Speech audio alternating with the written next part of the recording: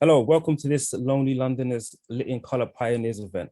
My name is Derek Owusu, and I'm the author of That Reminds Me and the editor of Safe on Black British Men Reclaiming Space. Lit in Colour is a campaign that the publisher Penguin runs in partnership with the race equality think tank, the Runnymede Trust. Lit in Colour is all about supporting schools to make the teaching of English more inclusive of writers of colour. Lit in Colour Pioneers pilot is supporting 93 schools who have changed their GCSE and A-level to Pearson's Edexcel specifications, which enable students to study set text by writers of colour. And one of those texts happens to be Sam Selvon's The Lonely Londoners, first published in 1956. Sam Selvon was a Trinidadian-born writer who came to Britain during the first wave of the Windrush migration. Today, I'm going to be in conversation with Susheila Nasta, an academic who has written extensively on Selvon's work. We are going to be talking about how the Lonely Londoners characters navigate the city, Selvon's use of language, but also the historical context of the novel. And what had to happen in Britain around the time that Sam was writing, and how it shaped his literary work. Remember, there's also a Q&A after our conversation, so get your questions ready. So The Lonely Londoners was a very important, just quickly, I just want to, to say a little bit about how I feel about the book. It was a very important book for me when I began reading, at the age of like 24, 25, because I had never seen language used like that. I never seen that kind of patois used in literature before. And it was very exciting. It felt very fun. It didn't feel like work at all. It felt like fun exploring these characters and getting to know them. And it was probably one of the most immersive reading experiences of my life, because I felt like I was literally standing in Piccadilly with some of the characters, or, in the street corners, in Notting Hill and places like that. So I'm really excited. I'm really glad to be here in conversation talking about this book. So to start with, I want to ask Susheila, can you tell us a bit about the London that Sam Selvon was writing about at the time? Thanks, Derek. I'm also delighted to be talking to you today about The Lonely Londoners, which is also one of my favorite books, not surprisingly. Well, that's a good question. Obviously, the London that Sam Selvon and quite a few other Caribbean writers came to in the 1950s was a London which had just experienced the Second World War. It was a London that was actually pretty bleak and grey, and a London that had sent out appeals in the post-war period to men and women in the West Indian Islands, the Caribbean, to come to Britain and rebuild the country after the war. Sam actually arrived in the 1950s, and actually there's quite a lot of, for those of you that read the book, there's quite a lot of descriptions in The Lonely Londoners of kind of quite a bleak city, a city that's struggling with, not just the Black migrants who arrive, who'd come on this sort of wave of economic migrants who'd been invited in to put the country back together after the war, to rebuild it, but also all the white geezers that he talks about, the working class characters that are struggling to put their lives back together after the demolition of a war. It's a kind of broken city in some ways, but it's also a vision of a new life for these islanders that arrive. And some of you may know, I think there's a production on at the moment by Andrew Levy, a writer who kind of followed on, if you like, from Sam Selvon in the Black British tradition. There's a dramatization of her play on at the National at the moment called Small Island. They were small islanders. She's referring to Small Island in terms of Britain, but these Caribbean migrants were small islanders too. And they came, and actually when they arrived in Britain, they had to find a community. They had to discover their own identities, and actually for the first time discovered they were from the Caribbean, because they didn't really communicate across the islands at the time. So the London they found was kind of a huge, big, sprawling city, and it was kind of quite scary. There was this kind of idea in their heads that it was a kind of motherland beckoning them, that it was going to be bringing them, as they said, the streets of London were paved with gold. Well, the streets of London weren't paved with gold, and they weren't diamond pavements. They were actually pretty grim pavements that they were treading. So how did characters like, Galahad and Moses and all of kind of like the side characters, how did they react to that Britain that they arrived in when they found out that the streets weren't actually paved with golds and most of the streets were, full of prejudice and racism? Well, I think it's quite interesting what Sam Selvon's doing in the novel, because in a way, when we meet Moses, he's an old veteran. He's a kind of, as his name suggests, he's like a prophet in the wilderness. He's going to Waterloo, which is a kind of, as he says, a place of arrivals and departures. It's a bittersweet experience. And he's going to meet a newcomer who's Henry Oliver later christened when he hits the streets of London, Sir Galahad. So that kind of, he deliberately sets up these two characters. One is a veteran who's been in London for a while, who's a bit fed up with it, playing the kind of liaison officer, going to meet these small islanders, kind of community organizer who kind of keeps them safe when they first arrive. And on the other hand, you have this kind of rather cocky, blasé, kind of mouthy figure who turns up in his tropical suit, doesn't feel the cold or pretends not to feel the cold, and arrives in London. He's the kind of newcomer. He represents a kind of, if you like, the other side of Moses, or a Moses who appeared 20 years ago or something, who hasn't really experienced the city. So that's, I think Selvon sets them up, and Galahad from the outset is naive. He's an innocent abroad, as the boys suggest by their names. He calls all these characters boys, not men. And Moses is a kind of veteran Londoner who's sort of saying, yeah, well, you might think this is a kind of rosy garden, but actually it's a kind of pretty freaky underworld as well. And there's a lot of things going on here that, aren't very comfortable. So do you think Moses, one of the reasons why he's, wants to help so much, I mean, he almost kind of resents his kindness, with his so-called kindness. Do you think in a way he sees the newcomers as himself many, many years ago, and he's just waiting for that transition to happen when they're going to be the ones in his position? Yeah, I mean, I think to some degree he does. I think I think throughout the book, there's a kind of a doubleness, which is both the romance of the city, the romance of the migrant arriving in the city. So the kind of Moses when he first came, and his dreams and his lyricism about the city. And then he envisages it again through Galahad. But then there's this kind of, I've seen it all before mentality, which is, well, wait, he says to him at one point that Bayswater is called the water. And Galahad says, is there a bay? Is there any water? Because obviously he's come from the Caribbean. And Moses says, just call it the water till you've grown up, really, till you've been here for 2 years. Yeah. Okay. So there are many, complex layers to the Lonely Londoners. What can you tell us about the structure of the novel?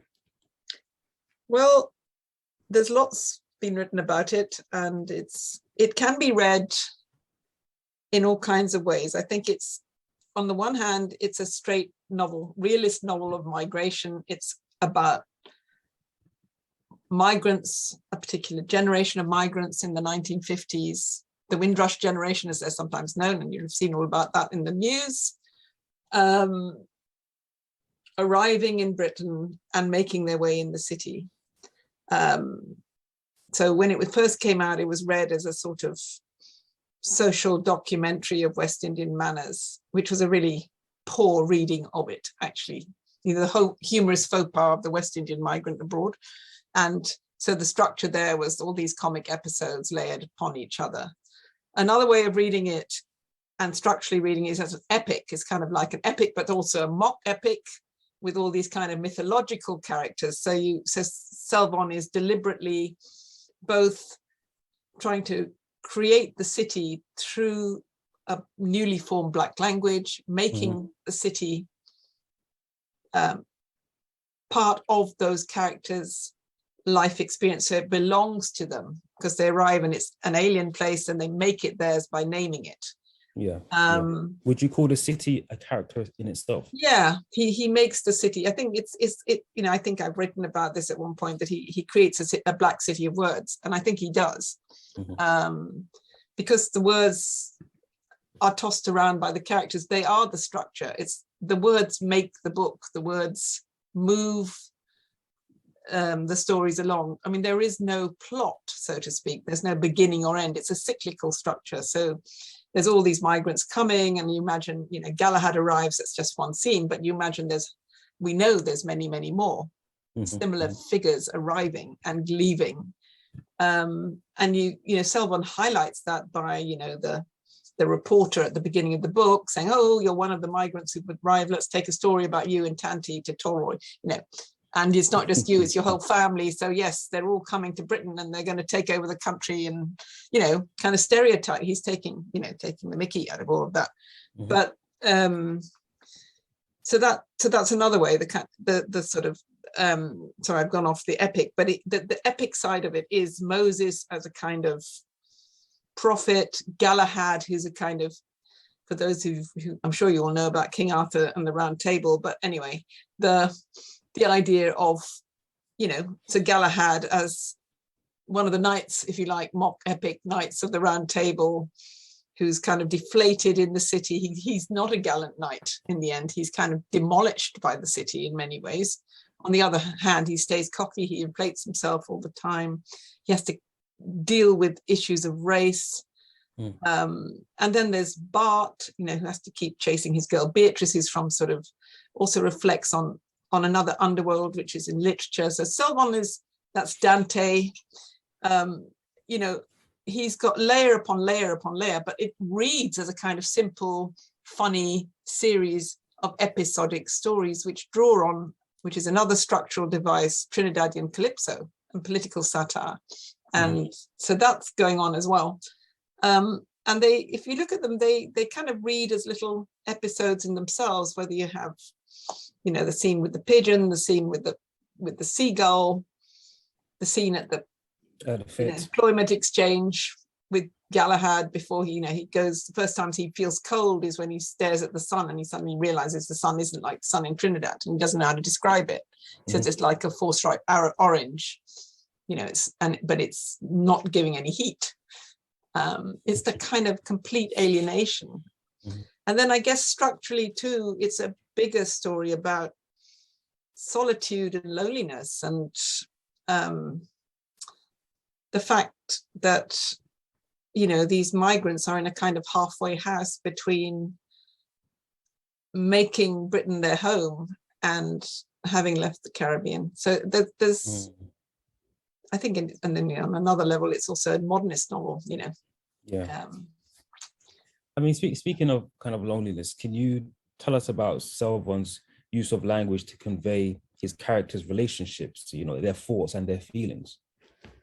Yeah, I think if one thinks about any stories, even if one thinks about being at school oneself, you know, groups tell stories to each other to form identities. And the more, you know, if you think of kids at school, and I'm sure some of you listening you obviously are kids at school. So, you know, people, they want to be in with the group. They want to have a nickname. They want to be a particular persona. So he's kind of creating this kind of group identity, but really he's using language to both inflate these characters and also undercut them. So they banter, it's banter, but then the banter keeps going, and the kind of recurrent theme, I think, is this almost jazz-like choric voice throughout the book, which is what happening these days, what happening? And then you say, well, what happening? What is the story? What is happening? And it's obviously there's a lot happening, and there's a lot that's being told about the social realistic part of it, but the language in a way creates the book. And I think it's important to remember that Selvon makes sure we're not looking at these characters. He's using a constructed literary version of Trinidadian speech. And when I used to introduce him lots of time on stage in London and to schools, people often used to be surprised because he spoke in a kind of middle-class English. And they said, oh, we thought you spoke like that. Mm-hmm. And of course, Selvon's written lots of standard English novels. He's got lots of vernacular novels like this. He was a ventriloquist with language, as most writers are. Yeah. So it was very much a literary construct. But on the other hand, he always said he wrote the novel the first time in standard English and it just wouldn't work. And then once he got into the Caribbean vernacular and the narrator was alongside the characters and not separate from them, so he's sharing their story, he's part of the community, then the whole thing really ran along like a piece of music. That's what he said. Okay. Yeah. So like in the 1950s to the 1980s, like, you know, during the various waves of migrations to Britain, many parts of British society were calling for migrants to speak, I guess, Queen's English. And as Selvon uses like a kind of patois in the novel, what kind of impact do you think that had at the time the book was published? I mean, do you feel like it was subversive or it worked against the novel because it added a layer of humor to outside readers? I think it a lot of the things apply today that applied then. It depends on how educated the reader, you know, not educated, but how sensitive the reader is of what he's doing. If people were sort of not really picking up the nuances and ironies of that actually vernacular rather than patois in a way, because he always, I think he preferred the idea of nation language vernacular because it democratized the idea of the language that he's creating. But British audiences, as I said, either saw it as certainly in the 50s, as a social documentary. Oh, aren't these funny black characters, you know, in London that speak this funny language, you know, not proper English. But in actual fact, I think people subsequently began to realize how incredibly complex the book is and how inventive it was in terms of trying to change the language and rewrite Britain through that language. So I think his use of language was often misread, and so someone like V.S. Naipaul, for example, who wrote in standard English and wrote about similar characters to Sam Selvon, both Trinidadians, he separated the narrator from the characters, whereas because Sam brings those two together, that figure who's not necessarily Moses because he's not quite articulated as such at the beginning, but becomes Moses by the end of the novel, is right there with all the boys. He's not separate from them. That's why his room's the kind of religious center in a way. Okay, so speaking of Moses, in terms of let me ask you actually, would you call Moses a protagonist or would you call him the narrator? That's a good question. I think to me, he's a protagonist at the beginning. And I think to some degree, he's moving towards a developing consciousness by the end of the novel, which is why you have that scene at the end when he says, you know, them fellas writing books in France, and you know, and he's looking back down into the banks of the Thames, and I can't remember the exact scene, but you know, he says it. He knows the word, but he doesn't know the word, but he has the right feeling in his heart. So he's trying to kind of get to the point where he can actually articulate that consciousness of how do I write Black London as a writer? Yeah. And where does that place me as a writer if I then have to stand aside from my community? Although his own experience, he always said he listened to all these stories when he arrived. And he was just writing. Moses was just an ordinary Caribbean man. That's what he said. So what do you think Selvon is trying to tell us about the hopes and aspirations of migrants from the Caribbean through his depiction of Moses then? Or not even just Moses, through Galahad. All of them, yeah. I think it's a love-hate relationship with the city. I think there's this illusion, as I think I said, of coming to the motherland. You know, they are, after all, they arrive as British subjects. They're colonials, but they are British subjects, and they're invited in by the 1948 Nationality Act made that they were clearly British subjects. That's what that whole Windrush debate's been about recently, that they, having to prove their their national identity when they already were, you know. So they were British subjects. I mean, that changed in 1962 with the new Immigration Act, but they, at that point, they were British. And I think there was a huge sense of disappointment and betrayal, you know, that they felt part of Britain. Many of them had gone through a colonial education system. They'd read Shakespeare, they knew all about red buses and red pillar boxes. They expected Britain to be familiar, and then it kind of betrayed them. It didn't offer that. So there was this sense of betrayal, I think.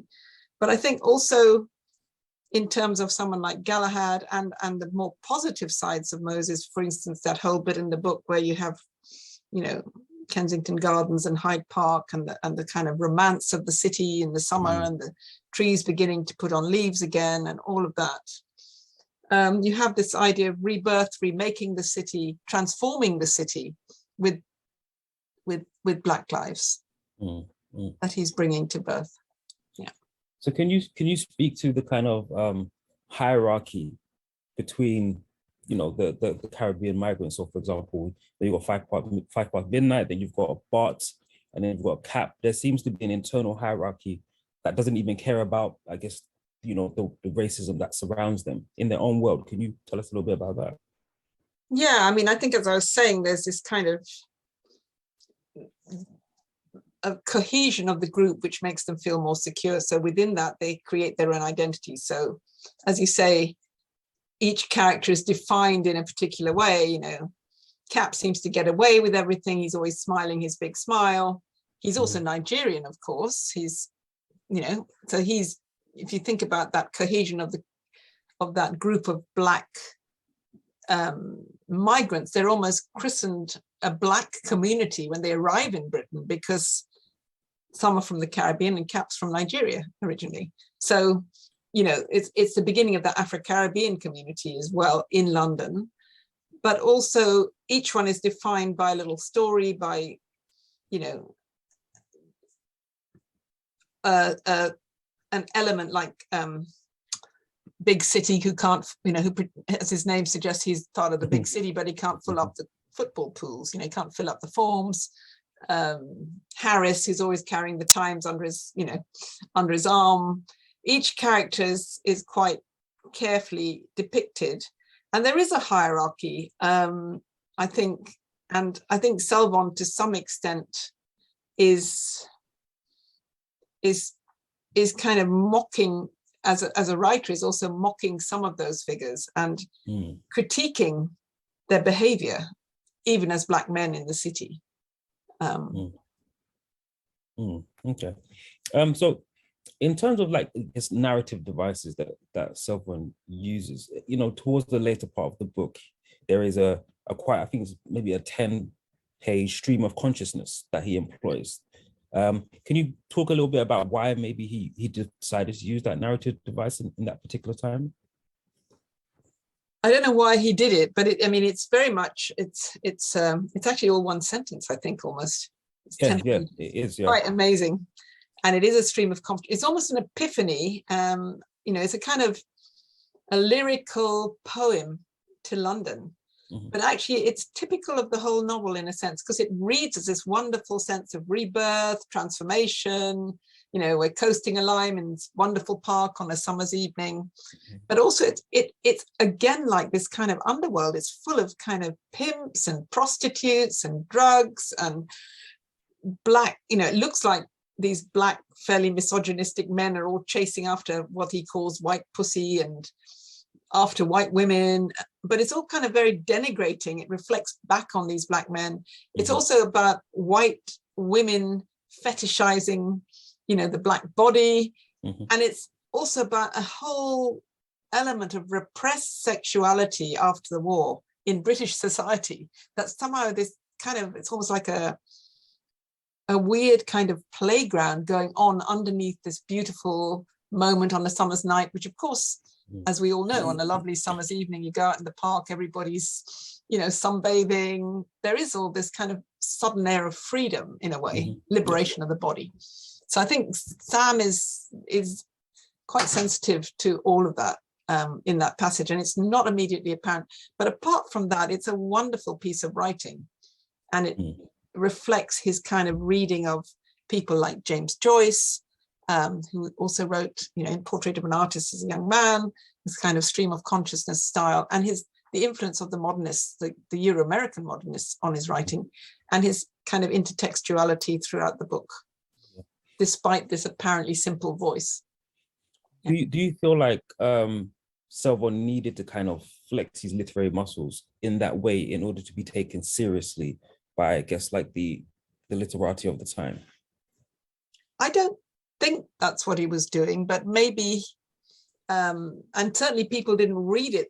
I mean, when he first published it, I don't think people necessarily read it in those terms. They did pick up allusions to, Dickens's fog and a bleak London, the streets of London at the opening when Moses is going on the bus to pick up Galahad at Waterloo. And they did pick up the Joycean thing, I think, on the passage we've just been talking about. But I don't think, knowing Sam, that I think it was almost kind of it was almost organic to his reading. He was just, he had all these references in his head and he didn't see them within any hierarchy, that what he was writing was any less good than what T.S. Eliot or James Joyce was writing. It was just that it was, these modernities existed next door to each other. They lived next door to each other, but they hadn't been seen next door to each other before.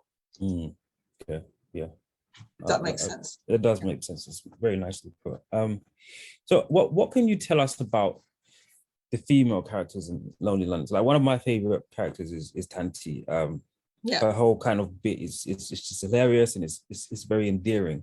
But then obviously there has been criticism in the way he's depicted other female characters. Why do you think Sam depicted female characters in that particular way that caused, I guess, criticism as opposed to Tanti?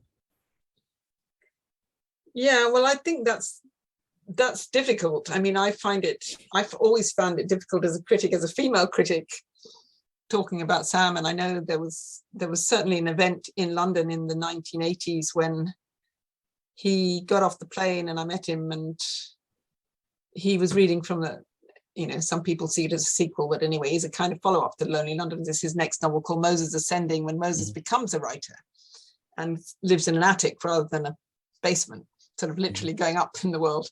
And there's a whole passage, again, totally parody, social satire, but basically it's about Black women's bodies. And he said, I drove him in from Heathrow. He said, I'm going to read this. I said, this isn't the moment to read this passage. Because it was, he felt it was satire, and the whole book was satirical, not only against Black women, but about other people. So he read it at the Commonwealth Institute, as it was in Kensington. And there were a lot of Caribbean writers there, and a woman got up and slapped his face. Oh, wow. Black woman walked up in the audience. He was holding a glass of wine, slapped him right across the face. Then everybody else in the audience, include everybody else who was at that thing, including lots of whom I won't name, famous Caribbean writers, all refused to read because the artist had been assaulted. And then he went around the Caribbean talking about this, and he used it as a preface to Moses Migrating, which was the third novel in the sequence, saying, Moses got told off, because he read this. But to get to your question, I think there's two or three things, I think. One is, whenever he got asked that when he was reading, lots of women asked him that question. He always said, that wasn't my story. The story in the 50s was largely, as far as I lived it, to do with Black men coming to the city. So that's why I don't talk about many Black women characters in The Lonely Londoners. He talks about a lot of white women. But Tanti, and Tanti is a kind of stereotype too of a West Indian woman, of course. Yeah. I think she and Agnes actually they're quite threatening to the Black men actually in the book, because unlike the white pussy, when they, the Black men try to keep them down, like Agnes keeps being beaten. And then Tanti says, well, I'm going to get the law on Torroy.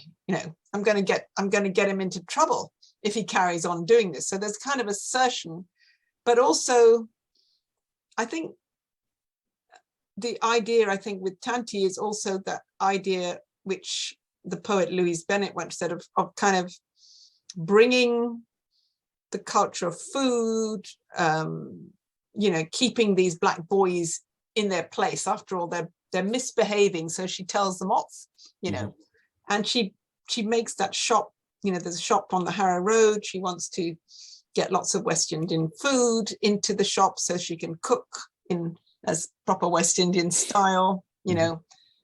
And yet when she ventures out slightly from that very enclosed little world that they've created, she's terrified, rather like Galahad. She can't cope with being outside the enclave. So I think Tanti is a great character and very powerful. She appears in lots of his stories, actually, as a forceful kind of matriarch.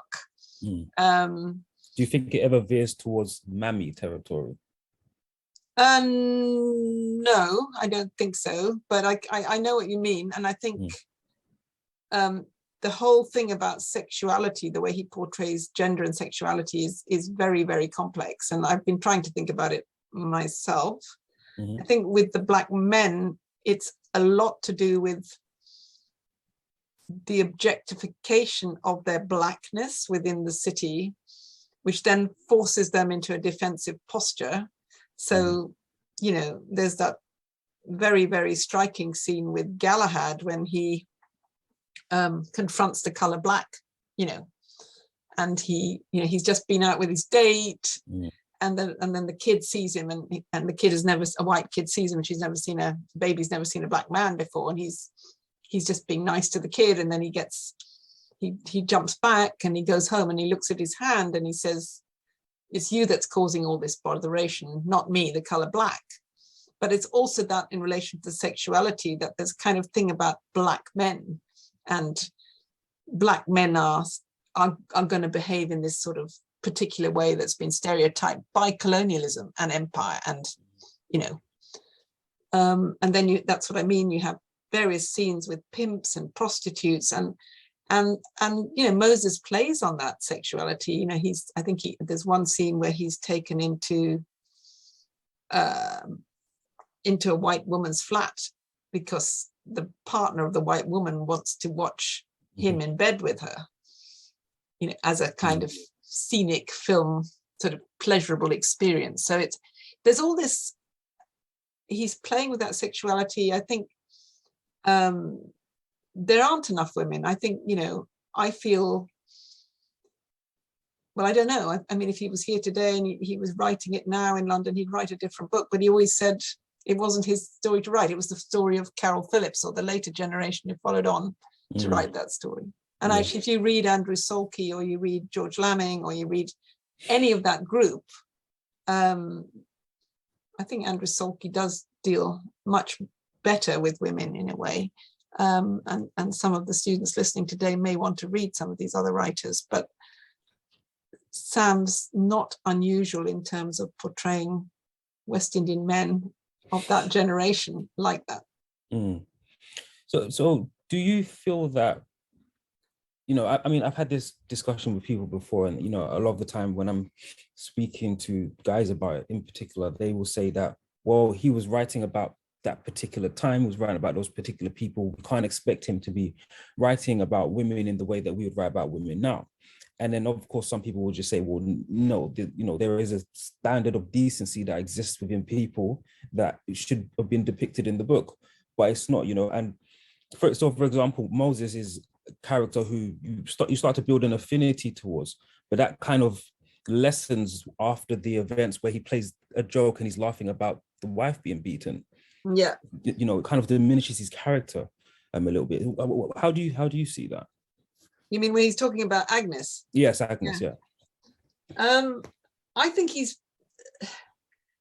well, should we excuse it as no, I don't think we should excuse it at all. Okay. I don't think we should excuse it, and I think that's a perfectly reasonable reading of it. But I think he is trying to do something. I mean, having known him, I think he's trying to do something much more subtle than that. I think he is fully aware of those issues. He was a very, very mild, probably the least misogynistic man you could ever meet. He was not like that at all. I mean, I've met a lot of Caribbean men who are like that, but he wasn't like that. But I think he's trying to, with that scene where Moses is kind of laughing and egging, I think it's Tolroy on, it's really trying to say, you know,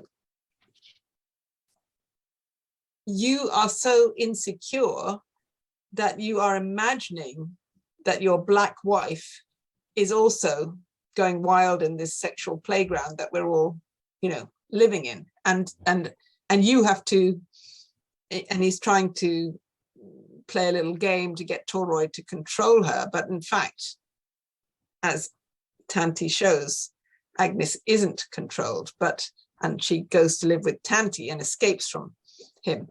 But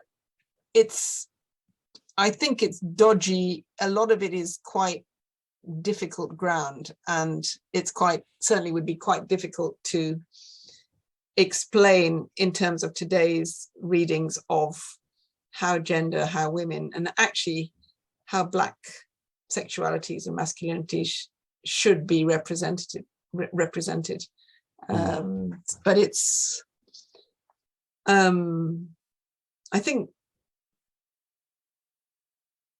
he does create female characters in lots of other novels who are fully formed and fully three-dimensional. So it's, and I mean, I think a lot of the men are also all two-dimensional in that book.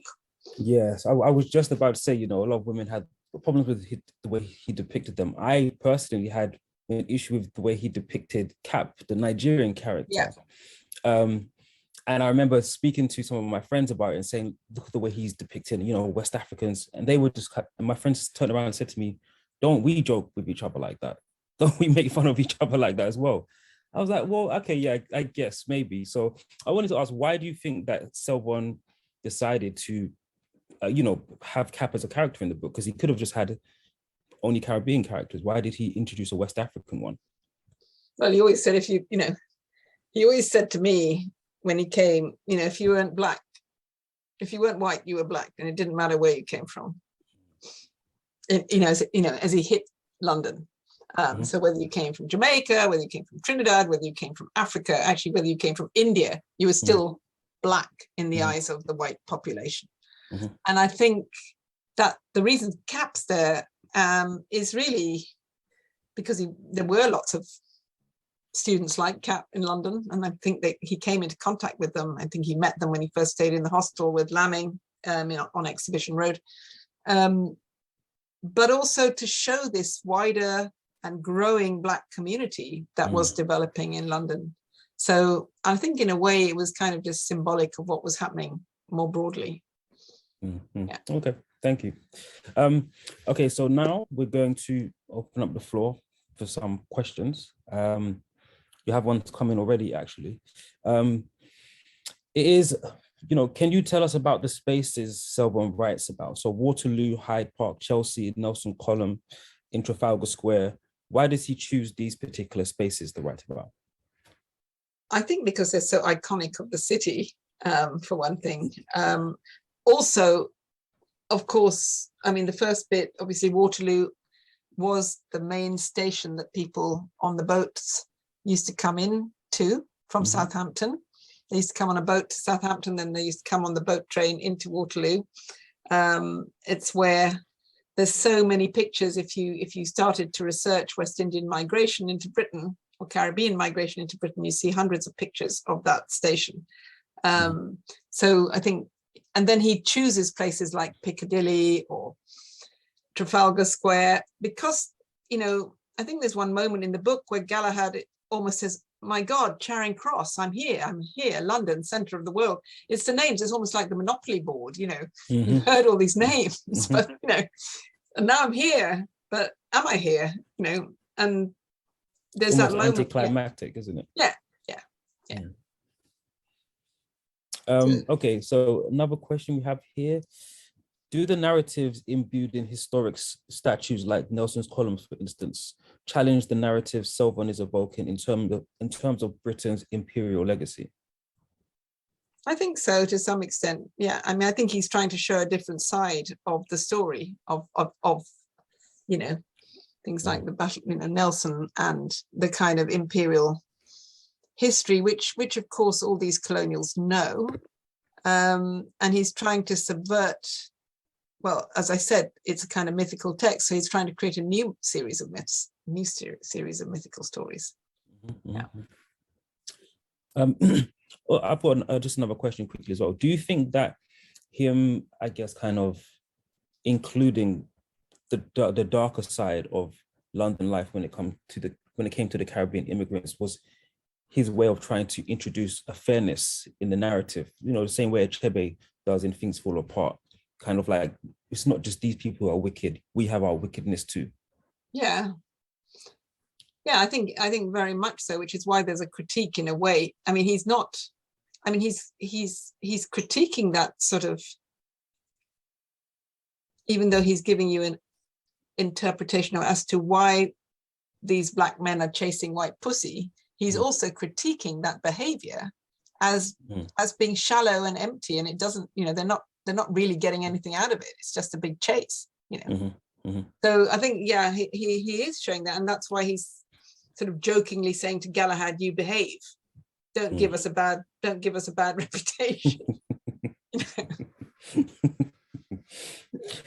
Okay, so another question here. What do you think of the social documentary aspect of the book? The way the friends would gather to be warm, but also bring each other companionship. I think that's really, really important. I think it's,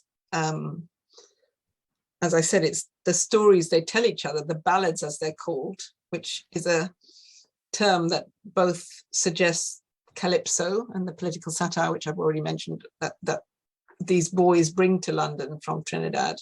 But also ballads are stories, of course, and the whole book is a series of stories. And that bonhomie or companionship or the bringing together in Moses's room is absolutely critical. And so that social documentary element is important because, in part, The Lonely Londoners is the first, or one of the very first novels about Black London. And a lot of writers have followed on from it. And younger generations of writers like Carol Phillips, for example, have said that Selvon, rather than some of the famous dramatists of the 1950s, like Osborne or Brain, the angry men of the 50s, showed him London's A to Z much better than they did. So this guy was mapping the city. He was bringing these communities together and telling the world what it was like to be a migrant in London. But it's important to also remember that The Lonely Londoners isn't the Black Londoners, it's the Lonely Londoners. So it's not only about Black communities and Black migrants. Absolutely. So do you think that if Selvon didn't have the part patois element of the novel, it would have been as impactful? No, I don't actually. I don't think it would have been as impactful, because I think the point about it is that he gets inside these so-called unlettered migrants, that unlettered immigrants. Most of them are not particularly literate or readers or writers. And yet he makes that language speak, it speaks their experiences. It's not demeaning them in any way, but it actually brings the reader into a world that they just simply haven't probably been able to imagine, and shows a different side of the city, a world that they haven't even conceived of. And I think it also shows the versatility of the language. And as I said, I don't think it is a patois. I think it's a deliberate and quite complex use of English in terms of how he's turning it to, and that's why you have all these different versions. Like in Moses's Room, you have the park scene, you have the beginning with the kind of the bleak, dry bus ride to Waterloo. And he shows a kind of very flexible kind of voice. So where do you start when you teach this book? Where do I start? Where do you start when you teach this book?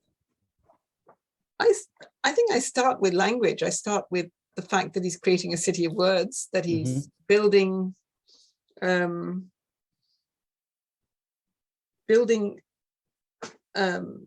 vision of London which hasn't been common in literature, in literature up to this point. Obviously, there were people writing in the 18th and 19th centuries who began to depict London, but Sam is doing something quite different, I think. And so I begin with the city, rewriting the city. I begin with it also as a book that sits alongside other books about London as a city, other books about migrants. And then I talk about it as a chronicle of Black lives.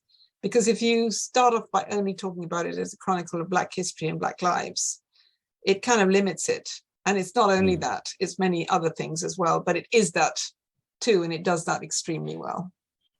Okay, so when it comes to the language, so with Selvon's book, where he's like you say, he's created his own kind of patois in a sense, and then you have other novels that again take the way people speak, I guess maybe in working class Black areas, and turn that into their own kind of language, if you will.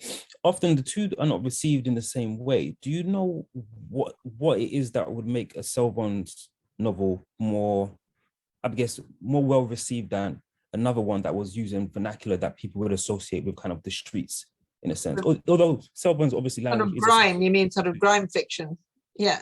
No? I mean, I've never heard that term before, but I guess grime fiction. Okay, yeah, sure. Well, I don't know. That's what it's called. Well, I don't know. That's what well, as far as I know, that's what it's called. But but there were, there was sort of, well, I don't know. I was thinking books like Yardi and.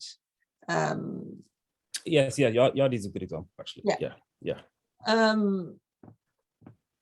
I don't know. I think it's actually possibly snobbery. I think in Selvon's, I think one thing that Selvon does very well in terms of this kind of very flexible language, it's both literary and popular. He bridges the world with the two worlds between a popular language and also a more literary style, literary modernist thing. Whereas maybe people don't perceive some of those other books to be doing that in quite the same way, that they're not taking the language as far as it could go, but that it's more of a kind of banter, or I don't know why that's the case, but it is often the case. Although some of those books have won major prizes recently. I'm just trying to think. One of them won the Booker. That was a Jamaican writer. 7 Killings, Marlon James. Yeah. History of 7 Killings. Yeah, that's very true. Exactly. Yeah. Very true. Okay, we've got another question here. What key elements of the book would you advise to analyze when thinking about the way Caribbean islands today seek separation from the UK? Can you just repeat that? Sorry. Yeah, I'll repeat that. Yeah. What key elements of the book would you advise to analyze when thinking about the way the Caribbean islands today seek to separate themselves from the UK? I'm not actually sure how. I think it was written at such a different time. It was written at a time when it was the first time that these Caribbean islanders were coming together to, it was a period of Caribbean Federation, the coming together of the Caribbean islands. It was pre-independence of a lot of the islands, actually. It's kind of really hard to, talk about it in terms of what's actually going on now and the breakaway from the, with the formation of republics in Barbados and so on, and Jamaica. And it's just a very different era, I think. So I don't know if there's, in a way, the book is relevant. I think the only way I would say it is relevant is that it's the beginnings, or it's embryonic, of the formation of a post-war Black community in Britain, in terms of that cohesion, which is separate from many of the people who grew up in Britain from that era, don't have any relationship to their Caribbean islands, or other than their parents or their grandparents. They don't. They feel British. They are British. So. And a lot of the characters were very. They seem very Queen and Country. If I remember a scene from the party when they're playing, are they playing the national anthem? I believe it's Is that at the end? It's near the end, and 5 midnight is still dancing while they're playing the national anthem, and they kind of scold him and say, "Why are you jockeying waist when we're trying to," they play the national anthem. So I guess in a way it kind of shows that that thinking wasn't really prevalent at the time, maybe? Or am I wrong? No. I don't think it was, because as you know, they were still colonials. They hadn't become the islands hadn't become, many of them, you know, it was 1962, I think Jamaica got its independence. So, you know, it's quite a long way off. If you think Sam was writing this probably in 1953, 1954, and the war ended in 1945, he arrived in Britain in 1950. And so that colonial, he grew up, he was born in 1923, so he grew up through a colonial education system. And so that breaking away, I mean, there was definitely a movement towards independence and radicalism and resistance, and he's obviously decolonizing Britain through that language. But I don't think they were as far as kind of separating from the Commonwealth, which at that point, as we all know, was formed when there was no more wealth to share after empire, you know, so yeah. Okay. Got another question here.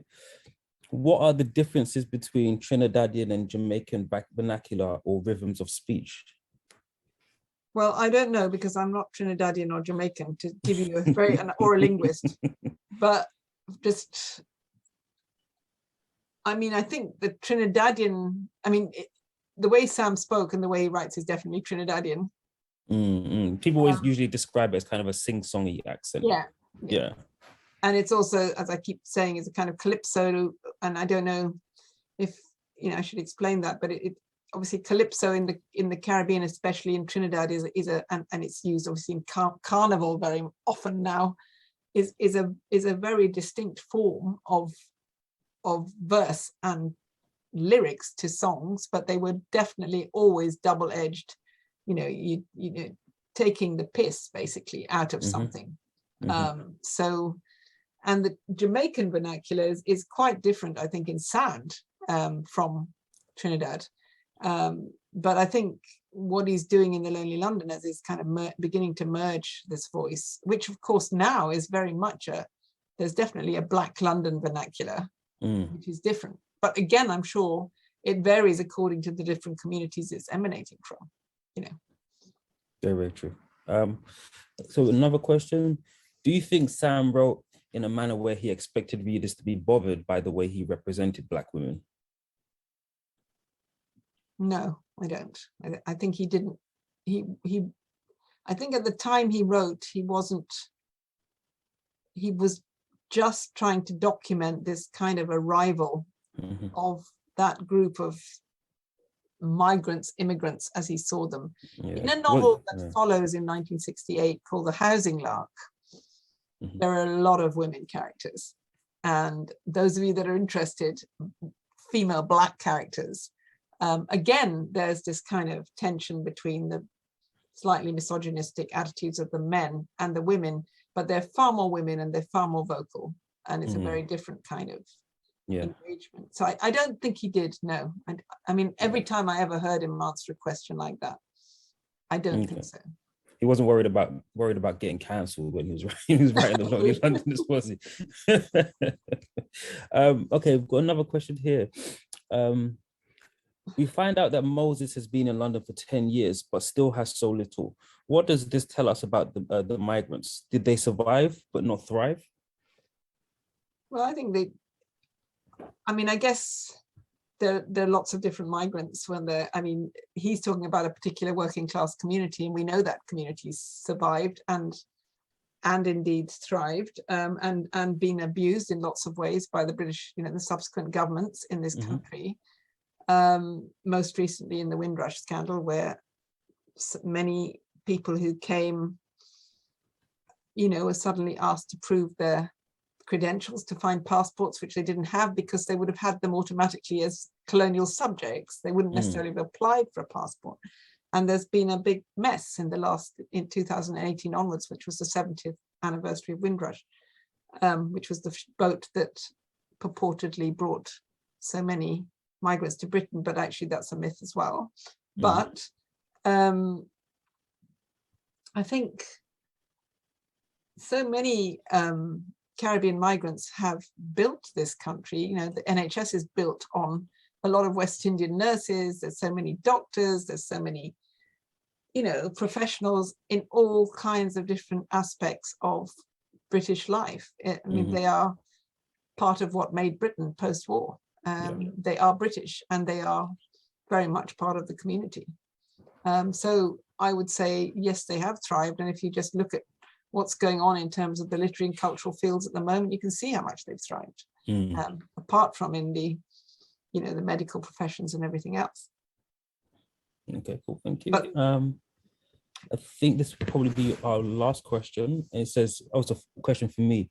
How do you feel reading the book, thinking about Black male identity in London now? How do I feel about Black identity in London now? Is that the question? Yeah, no, it's asking me, how do I feel about reading the book, thinking about Black male identity in London now? And it's very easy to answer, actually. I feel a jealousy in a way, actually, reading The Lonely Londoners, because I feel like the cultural cohesion was more distinct than it is now. This is obviously my own experience. So almost like, someone would step out of their house, they can say hello to this man, that man, this man, do you know what I mean? So many different people. And then when you do face racism and these issues, then you come together and you talk about it and you can cuss and so on and so forth, but it makes it easier to deal with. I don't feel like that is my experience right now. I don't think it will ever be like that again in London as well, because the pressure forced a lot of people together.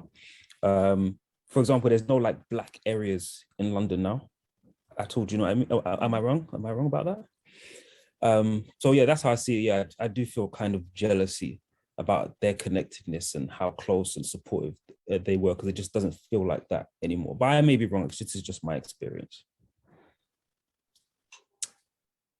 Yeah. Okay, the final question.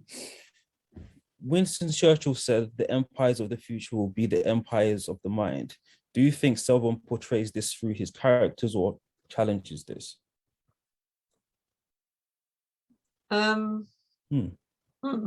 Interesting question. Yeah, it's an interesting question. Empires of the mind. Does that suggest that I guess maybe the empire is still going to keep colonizing you? I'm not sure if I understand the question. Empires will be the empires of the mind. I think maybe, yeah, are they upholding empires through their thinking and behaviors? I guess. Is that what Sam... colonials, yeah. I think that maybe he was a bit short-sighted, but I think initially, certainly many of the writers who came of Sam's generation anyway, were very influenced by, if you talk about empires of the mind, they read Wordsworth, they read Shakespeare, they read all the English writers. Many of you will be doing in school, British writers. And to some extent, it took a while for them to contest that education, to realize that there was a gap between what they'd learned and their own experience. And one of the best examples of that is an essay by B.S. Naipaul, who kind of knew from his books, what an apple was or what a daffodil was, but he didn't actually connect the thing with the word. The gap between the knowledge of the thing and the word is kind of a problem. So yes, there were empires of the mind, but I think the whole point about a writer like Sam Selvon is that and I wouldn't say he's doing this simply as a one straightforward political act, but he's decolonizing that empire of the mind. He's colonizing Britain in reverse, not as a simplistic thing, but he's showing there's a much more complex way of using language, reading the city, reading British culture. So I wouldn't say he was someone who was still influenced by empire in that way. He breaks out of that. And it's a great way to end this conversation as well. Thank you so much, Susheila. It's been great to talk about you. Talking about this book. I could go on for ages and ages and ages. So interesting. So thank you for your time, and I wish all the teachers and students studying the text good luck. Enjoy it. It's a great text to enjoy, but obviously do read it critically as well and try and take as much as you can from this conversation. And thank you very much for joining us. Thank you.